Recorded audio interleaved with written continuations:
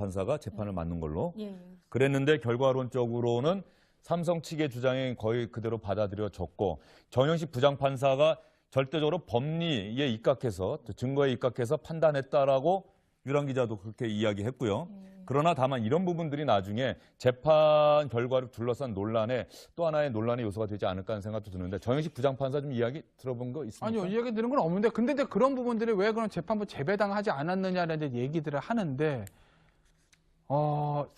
그 재배당 한들 어차피 지금 법원의 고등법원 부장들이 대부분 그 나이 또래 서울법대를 나온 대부분 그런 분들이기 때문에 누가 가도 변호인단의 대학 동기나 연수원 동기 한 명 킬 수밖에 없는 거죠, 현실상. 그렇기 때문에 그걸 가지고 이제 재배당하는 건 어떻게 보면 좀 너무 좀 오히려 더 좀 이상한 얘기들이 나올 수 있기 때문에 송우철 변호사가 그냥 사임하는 걸로 정리가 된 것 같고 글쎄 이제 판결 내용들을 보면 그러니까 판결 내용들을 납득하나 납득 안 한다는 이런 부분들이 이제 결론보다는 좀 논리의 흐름들을 저희가 보는 것이거든요. 뭐 결론이야 저희가 뭐 특검이든 삼성이든 누구 한 편을 들 수는 없는 거고 재판부 판결의 논리의 흐름들을 좀 보는 건데 아직 뭐 판결문을 다 읽은 것은 아니지만 현재 지금 나와 있는 얘기들을 보면 논리의 흐름에 있어서는 아주 뭐 큰 무리는 없어 보입니다. 근데 다만 이제 아까 저 주영진 앵커가 제가 얘기했던 아니 대가관계의 기본인 경영권 승계자가 없는데 그럼 뭘 대가관계라는 거냐 이제 그 부분에 대한 건 차후에 이제 확인을 한번 해봐야 되는 것이고요.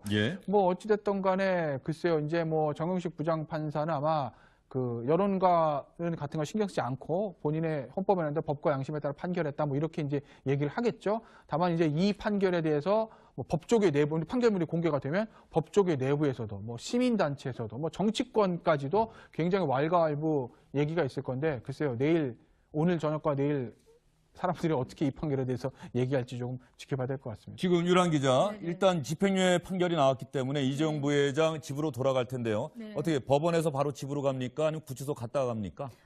이런 경우 통상 그 법원 구치감에 있다가 바로 가는 경우도 있긴 한데요. 이 부회장 같은 경우는 그 구속 기간 동안 머물렀던 서울구치소에 들렸다가 귀가할 것으로 보입니다. 그러면 법원에서 구치소로 돌아가는 모습은 우리 카메라 기자들이 멀리서 찍는 뭐 법원에 들어올 때 찍은 것처럼 그렇게는 찍을 수 있을 것 같고 직접 기자들이 이재용 부회장의 소감을 들을 수 있기 위해서는 시간이 좀 더 걸리겠네요. 아무래도 서울구치소 앞이 될 것 같습니다. 구치소에서 나올 때 조윤선 전 정무수석이 1심에서 집행유예 판결받고 석방될 때 그런 그 뭐 1심 재판부의 판단은 뭐 높이 평가합니다.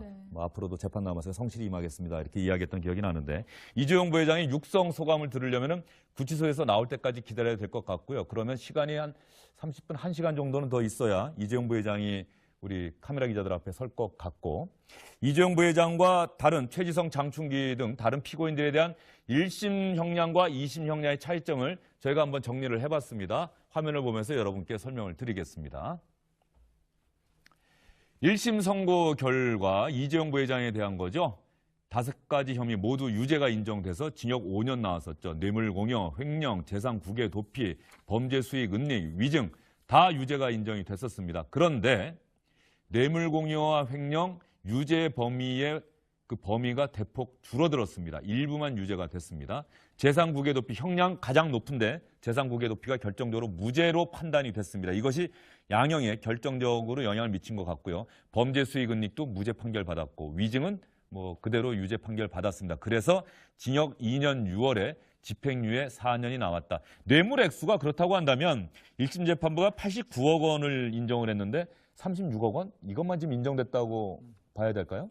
그것만 인정된 거죠. 아까 이제 말씀드린 말 투입 비용이 아니라 그 말 공짜로 빌려줬다는 거죠. 그러니까 오랜 기간 빌려줬기 때문에 그 말의 하루 임대료도 굉장히 좀 비싸게 책정이 된 거죠. 아마 그런 부분들 말 구입해서 준 게 아니라 빌려준 거기 때문에 무상 사용 이익에 대한 부분만 뇌물로 인정된 거니까 여러 가지 사유들 중에서 가장 적은 부분만이 뇌물로 인정이 된 거죠. 이재용 부회장이 구속된 지가 1년이 다 됐죠. 정확히 353일 정도. 353일이면은 어떻게 유랑 기자는 날짜까지 기억을 합니까? 1년이 거의 열흘 정도 모자란 1년이네요. 지난해 1월인가에 영장이 청구가 됐다 한번 기각됐었고 재청구해서 영장이 발부가 된 거죠. 그러면 수감 생활 1년 만에 집으로 돌아가게 됐는데 지난해 언제쯤 구속이 된 거예요? 지난해 2월 17일에 2월 17일에. 네, 말씀하신 영장 재청구 끝에 구속이 됐고요. 특검은 그 후인 2월 28일에 기소를 했습니다. 그래서 재판은 저희가 공판 시작 전에 공판 준비기일 쟁점을 정리하는 피고인 측과 검찰 측이 쟁점을 정리하는 공판 준비기일을 시작으로 보면 작년 3월 9일부터 재판이 시작이 돼서요. 1심 선고는 8월 25일에 났고요. 바로 예. 양측이 항소해서 항소심에 들어가서 오늘 항소심 선고가 났습니다. 결정적으로 여기서 공통점이 딱 찾아집니다. 1심 재판, 2심 재판 모두 6개월 딱 걸렸어요. 그렇죠. 딱 6개월씩 걸렸는데 이게 일정 부분 법원의 규칙입니까? 그렇죠. 중대사건?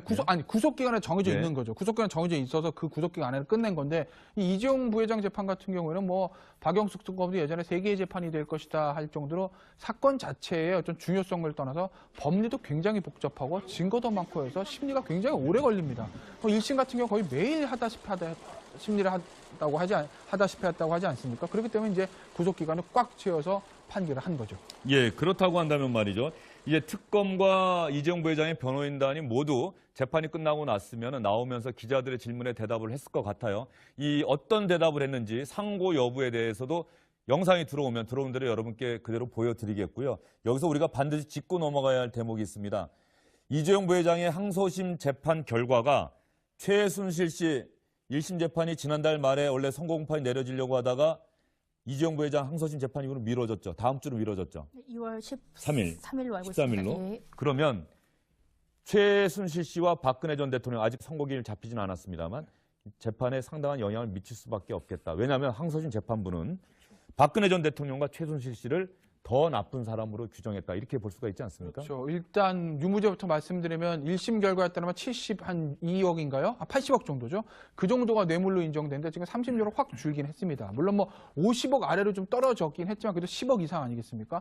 그렇게 되면 어쨌든 이것이 고등법원 판결이기 때문에 그대로 뭐 기판력 있는 것은 아닌데 1심 법원은 어느 정도 좀 영향을 받을 수밖에 없죠. 그렇게 되면 이재용 최순실 씨하고 박근혜 전 대통령도 최소한 이 36억에 대해서는 뇌물의 공동정범 인정이 되는 거고 더 중요한 것은 양형인데 아까 조영식 앵커도 언급했듯이 법원에서 이거 요구형 뇌물이다. 그건 돈을 달라고 그랬던 사람이 더 나빠 이 얘기 아니겠습니까? 더군다나 이게 정경유착으로 이 이재용 부장 가서 대통령 이거 해주십시오 부탁한 게 아니라 박근혜 전 대통령 거의 강요하고 협박하다시피 해서 레이저를 막 쏴서 어쩔 수 없이 줬다. 이게 이제 항소심 고등법원의 판단이기 때문에 그것을 그대로 차용한다고 만약에 가정을 하게 되면 박근혜 전 대통령과 최순실의 형량은 상당히 나쁜 거죠. 거기다가 이제 양형 사유는요. 거기다가 최순실 같은 경우는 그릇된 모성애 때문에라는 이런 표현까지 썼거든요. 그렇죠. 그렇기 때문에 아마 이재용 부회장은 집행유예 나왔지만 이 재판의 결과가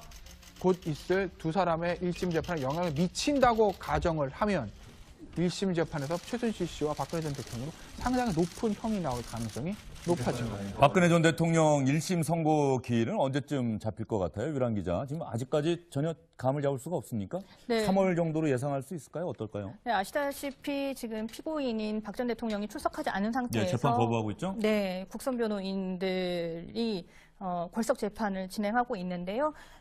지금 웬만한 증인신문이라든지 서증이라고 하는데요. 서증과 증인신문은 종료가 됐습니다. 예. 지금 사실상 3월 중에는 나지 않겠느냐라는 이야기도 있는데, 근데 다만 하나 볼 게 앞서 다른 재판들도 그랬는데 선고기일을 잡기까지 통상 형사재판의 경우 2주, 3주 정도 보는데 이 박 전 대통령 재판 같은 경우는 워낙 기록도 많고 사안이 중하다 보니 결심기일로부터 선고기일까지가 한 달 이상, 2달까지도 갈 확률이 있습니다. 그래서 그 부분을 좀 염두에 둬서 봐야 될 것 같은데 일단 결심기일은 아직 2월 중에 잡히지는 않은 상황입니다. 아직 결심도 나오지 않았다. 즉 검찰의 구형도 이루어지지 않았다. 박근혜 전 대통령의 경우에는. 네네. 최 씨에 대해서는 구형이 이루어졌죠. 네, 그래서 맞습니다. 나보고 평생 법원에서 죽으란 얘기냐 뭐 이렇게 소리까지 질렀다는 얘기가 있는데 네네. 그때 구형량이 어느 정도였던 걸로 기억하시죠? 한번 찾아볼까요? 25년인가요? 기억하는데요. 그게 25년? 그게 아마 이대 학사 비리 등에서 이미 선고된 형량과 이대 학사 비리는 이미 징역 3년 선고받았죠. 네. 징역 3년 선고받았고 최순실 씨 구형량이 얼마인지 제가 한번 찾아보겠습니다. 기억 안 나세요? 저도 기억은 안 나요. 상당히 높은 걸로 기억을 하고 아마 그때 막 언론에서 최순실 씨가 몇 년생이냐 해가지고 이것이 다 유죄가 되면 뭐 언제까지 있냐 이런 거 계산했던 걸 예. 감안해보면 글쎄 한 20에서 한 30년 정도 구형하지 않을까 싶은데요. 예. 지금 25년 징역, 우리 유란 기자 이야기대로 징역 25년을 구형을 해서 최순실 씨가 그 법정 재판 끝나자마자 막 소리도 지르고 그 변호인, 피고인 대기실에 들어가서는 거의 이경재 변호사 앞에서 울부짖었다 이런 이야기도 있었는데 말이죠. 2월 13일, 2월 13일에 최순실 씨에 대한 1심 선고가 이루어지게 됩니다. 최 씨에 대한 징역 형량, 이미 유무죄 여부에 대해서는 이재용 부회장 항소심 재판부, 1심 재판부와 항소심 재판부 결과를 보면 이미 유죄라고 하는 것은 인정이 돼 있는 것 아니냐라고 하는 그 추론할 수 있는 근거들이 좀 충분할 것 같아요. 그렇죠. 지금 1심 재판에서 다른 사람들, 뭐 정호성 씨 같은 게 다 이제 줄줄이 유죄가 나오고 있던 거고, 중요한 건 뇌물인데, 이재용 부회장의 1심 재판도 뇌물에 대해서 유죄가 나왔지만 이번 항소심 재판에서도 한 반으로 액순 줄긴 했지만 상당한 거액이 유죄로 인정된 건 아니겠습니까? 그러면 이제 항소심 재판 이런 판단들은 1심 재판에 그대로 차용하는 것은 아닌데 어느 정도 이제 법 혼란을 줄이기 위해서라도 영향을 받을 수밖에 없는 거죠. 같은 1심 법원이 아니라 오히려 이제 상급심의 법원이기 때문에 부담 없이 이것을 만약에 채용한다고 하게 되면 그러면 최순실 씨도 뇌물 36억 정도는 유죄가 인정될 확률이 지금으로서는 90% 이상인 거고. 예, 시청자 여러분, 조금 전에 자막이 다음 달 13일에서 바로 수정이 됐죠. 최순실 씨에 대한 재판은 다음 주 1심 선고 공판이 이루어집니다. 오는 13일에 평창 동계올림픽 개막되고 나흘 뒤인 13일에 최순실 씨에 대한 1심 재판부의 판단이 나오게 됩니다. 그렇다고 한다면 이재용 부회장 그리고 최지성, 장충기 등 삼성 전직 임원들에 대한 2심 재판부의 판단 여러분께 다시 한번 정리해서 보여드리도록 하겠습니다. 이재용 부회장은 1심에서 징역 5년 선고받았는데 항소심에서는 징역 2년 6월에 집행유예 4년 선고받았고요. 이재용 부회장에 대한 1심과 2심 선고 공판 결과가 나오고 있습니다. 최지성 부회장 그리고 장충기 전 사장 이런 부분들은 1심에서 징역 4년 선고받고 법정 구속됐는데 이번에 항소심에서는 어떻게 바뀌었죠? 네, 징역 2년에 집행유예 3년이 선고됐습니다. 역시 마찬가지로 이재용 부회장과 마찬가지로 형량이 절반으로 딱 줄었고 집행유예 판결이 붙었고요. 마지막에 황성수 전무가 있죠. 전 삼성전자 전무. 이 1심에서는 징역 2년 6개월에 집행유예 4년 선고받았는데 형량도 이번에 대폭 낮아졌죠? 네, 징역 1년 6개월에 집행유예 2년이 나왔습니다. 예, 항소심 재판부는 1심 재판부와 다르게 결정적으로 크게 다르게 판단한 게 있습니다. 1심 재판부는 자본 권력과 정치 권력에게 부도덕한 밀착이라고 준엄하게 질타를 했습니다. 하지만 항소심 재판부는 그렇게 볼 수 있는 증거가 없다. 다만 박근혜 전 대통령이 대통령의 권력을 부당하게 사용을 했고 최순실 씨를 위해서 부당하게 사용을 했고 사인인 최 씨를 위해서 삼성 측이 그 요구를 거절하지 못하고 그대로 수긍했다. 공직자의 부패의 조력자가 됐다. 조금은 소극적으로 판단을 했습니다. 이것이 양형에 결정적인 영향을 미친 것 같은데요.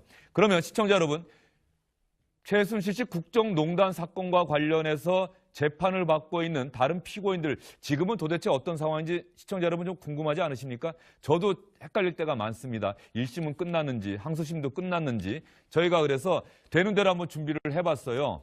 다른 사람들은 현재 어떤 상황인지. 박근혜 전 대통령 아직까지 1심 재판 언제 할지 모릅니다. 3월쯤으로 예정돼 있지 않을까라고 기자들이 짐작만 할 뿐입니다. 최 씨 13일, 이제 오늘이 5일이니까 8일 남았습니다. 다음 주 화요일에 1심 선고가 내려지게 되고요. 장시호 씨 특검의 도움이라고 하는 평가까지 받았었는데 1심에서 징역 2년 6월을 선고받고 법정 구속돼서 상당히 놀란 표정으로 법정 구속됐던 장면 여러분 기억하실 거고요.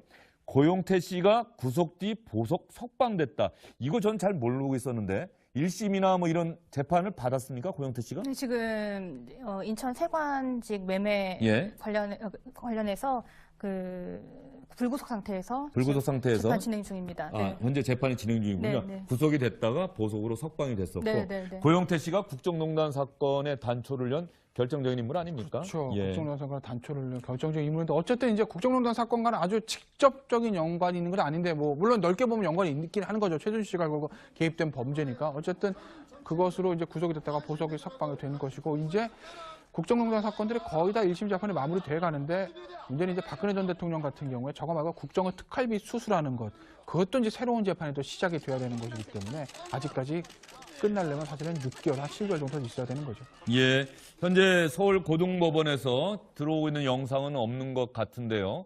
이재용 부회장 서울고등법원에서 일단 본인이 수감되는 곳이 서울구치소죠? 예, 박근혜 전 대통령도 같이 있는 곳이죠? 서울구치소로 돌아갔다가 거기서 나오면서 기자들에게 인사하고 집으로 돌아가게 될 것이다. 그리고 불구속 상태이기 때문에 집행유예 판결을 받았기 때문에 뭐 삼성에 출근한다든가 이런 것들은 얼마든지 가능한 거죠. 네, 그렇습니다. 예. 그래서 삼성 측에서는 경영 정상화의 계기가 될 것을 기대한다 이렇게 이야기를 했는데 어떻게 보세요? 좀 쉬지 않겠습니까? 뭐 아마 메시지를 하나 내지 않겠습니까? 그동안 있었던 일들, 앞으로 본인의 역할들이나 삼성의 사회적 책임에 대한 어떤 그런 메시지들이 당연히 나와야 될 것이고 아마 그 부분에 대해서 내겠죠. 그리고 글쎄요, 뭐 일단 뭐 1년 동안 있었기 때문에 어느 정도 뭐 휴식은 좀 취할 수 있겠지만 그리 길지 않지 바로 이제 경영에 복귀할 거로 봅니다. 왜냐하면 삼성이 항상 뭐 삼성뿐만 아니라 모든 그 재벌 기업들이 총수가 구속됐을 때 하는 얘기들이 늘상 나오는 얘기들이 총수가 없기 때문에 경영이 쉽지 않습니다. 장기간의 어떤 총수 부재는 뭐 투자에 지극히 상당한 안 좋은 영향을 끼치면 이런 얘기를 하기 때문에 이재용 부회장이 나왔는데 바로 이제 출근해서 경영을 챙기는 모습을 보여줘야지 그게 아니라 또 놀고 있을 수는 없는 일 아니겠습니까? 그러니까 경영 복귀는 아주 빠른 시일 내에 할 거라고 저는 보는데 중요한 건 과연 첫 번째 메시지, 이 삼성이란 초인류 기업의 사회적 책임들 그리고 어쨌든 법적 책임과는 별도로 본인이 항상 결심 공판에서 얘기했던 본인의 어떤 책임들, 본인의 부도덕함에 대해서 어떤 국민들에게 많은 심려를 끼치는 부분, 그 부분에 대해서 책임을 다하기 위해서 무엇을 할 것인지에 대한 메시지, 그게 어떻게 나와 있는지가 또 이제 관심의 대상인 거죠. 곽상은 기자가 조금 전에 삼성 측의 반응을 여러분께 전해드렸었는데요. 삼성 측의 반응은 일단 풀려나서 다행이다. 공식이랑은 김태현 변호사가 이야기한 것처럼 조금 있다가 추후에 발표를 하겠다. 그런데 삼성 측의 반응 중에서 재미있는 대목이 있습니다. 아쉽지만 다행이라 이런 반응이 있어요. 유란 기자. 네. 아쉽다. 이거는 뇌물 혐의 유죄로 인정된 부분은 아쉽다라는 이야기겠죠? 아무래도 상고를 할 것으로 보이고 상고심을 앞둔 상태에서 굉장히 만족스럽다라는 반응을 내놓기는 사실상 어렵고요. 예. 말씀하신 대로 유죄로 인정되는 부분이 일부 있기 때문에 이 부분에 대해서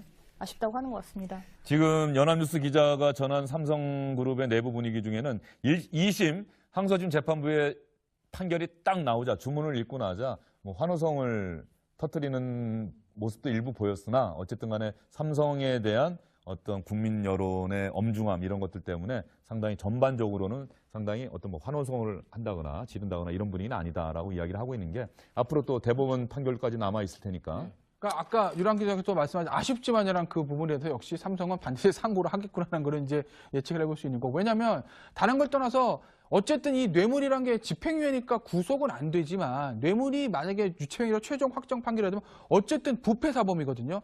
이것이 이제 미국의 이제 반부패법 같은 경우에도 좀 미국 투자하는 데 있어서 영향을 미칠 수 있다라는 얘기들은 삼성 측에서 예전부터 해왔던 얘기입니다. 아마 그런 것들을 위해서라도 이 완전히 무죄를 만들어서 집행유예라는 이 꼬리표, 이 부패 사범 꼬리표 좀 떼고 싶기 위해서라도 아마 삼성은 상고를 할 거로 보이는데 결국 특검도 거의 100% 상고를 할 거기 때문에 대법원에서 결국 어떻게 될지 역시 아마 중요한 사건이기 때문에 대법원 소부보다는 전원합의체 회부할 가능성이 좀 높아 보이지 않습니까? 예. 결국 대법원에서 상고되게 되면 전원합의체 어떤 판결을 할지가 또 귀추가 주목이 되는 겁니다. 예.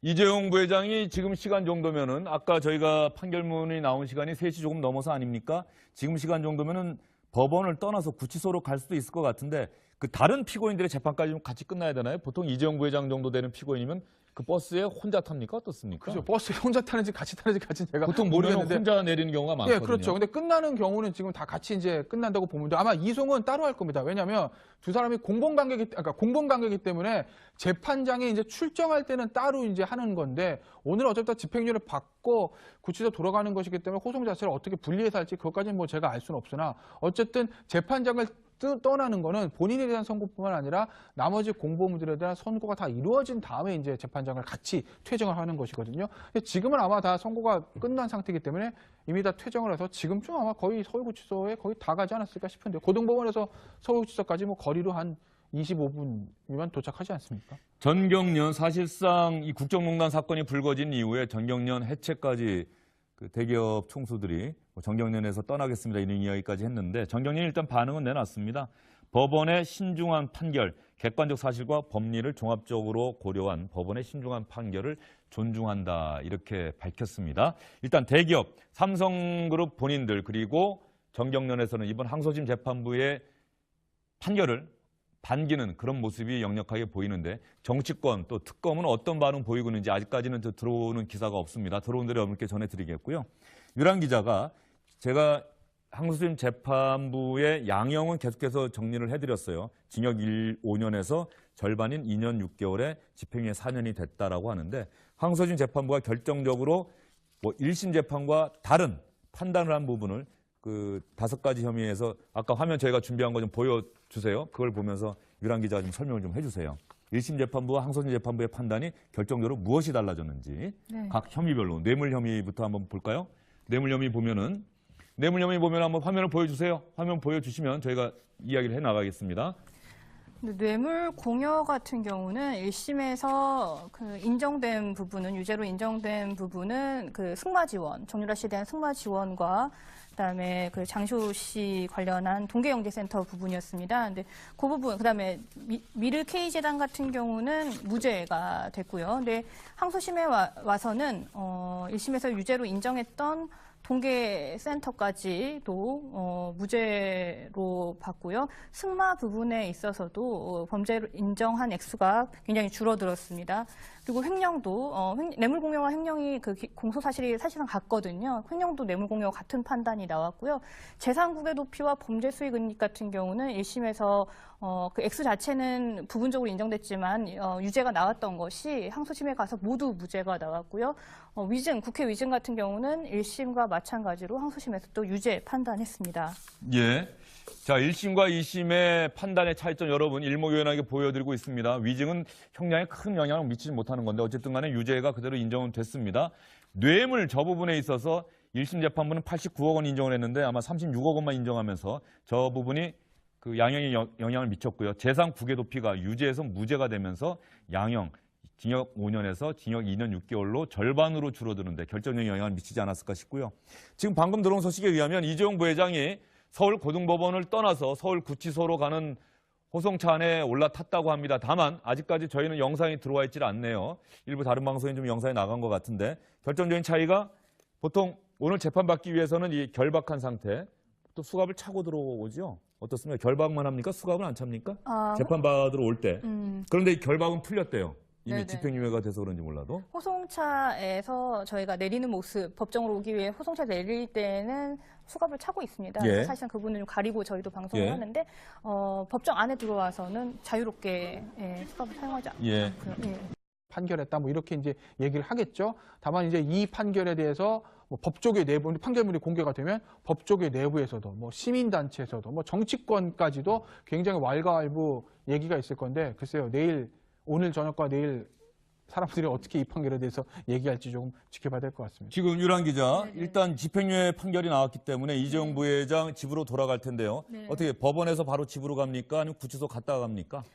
이런 경우 통상 그 법원 구치감에 있다가 바로 가는 경우도 있긴 한데요. 예. 이 부회장 같은 경우는 그 구속 기간 동안 머물렀던 서울구치소에 들렸다가 귀가할 것으로 그러면 보입니다. 법원에서 구치소로 돌아가는 모습은 우리 카메라 기자들이 멀리서 찍는 뭐 법원에 들어올 때 찍은 것처럼 그렇게는 찍을 수 있을 것 같고 직접 기자들이 이재용 부회장의 소감을 들을 수 있기 위해서는 시간이 좀 더 걸리겠네요. 아무래도 서울구치소 앞이 될 것 같습니다. 구치소에서 나올 때 네네. 조윤선 전 정무수석이 1심에서 집행유예 판결받고 석방될 때 그런 뭐 1심 재판부의 판단은 뭐 높이 평가합니다. 뭐 앞으로도 재판 남아서 성실히 임하겠습니다. 이렇게 이야기했던 기억이 나는데 이재용 부회장이 육성 소감을 들으려면은 구치소에서 나올 때까지 기다려야 될 것 같고요. 그러면 시간이 한 30분, 1시간 정도는 더 있어야 이재용 부회장이 우리 카메라 기자들 앞에 설 것 같고 이재용 부회장과 다른 최지성, 장충기 등 다른 피고인들에 대한 1심 형량과 2심 형량의 차이점을 저희가 한번 정리를 해봤습니다. 화면을 보면서 여러분께 설명을 드리겠습니다.